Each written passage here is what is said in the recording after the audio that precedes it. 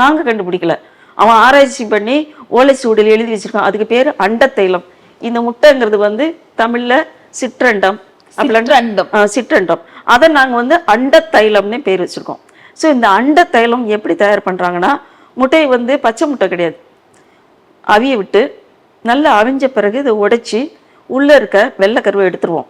வெள்ளைக்கருவை எடுத்துட்டு மஞ்சள் கருவை மட்டும் எடுத்து கடாயில் போட்டு வடைச்சி அந்த இரும்பு கடாயில் வறுக்க வறுக்க வறுக்க அது கருகின உடனே ஒரு திரவம் அப்படியே கசியும்.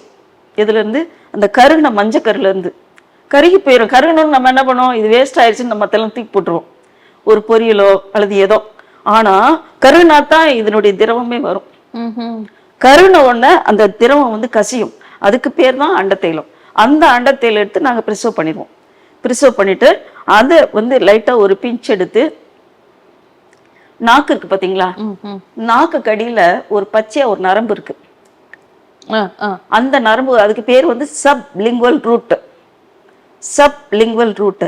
அந்த சப்லிங்குவல் ரூட் எங்க கனெக்ஷன் ஆகுதுன்னா பிரெயினுக்கு கனெக்ஷன் ஆகுது, ஸ்பீச் சென்டருக்கு கனெக்ஷன் ஆகுது.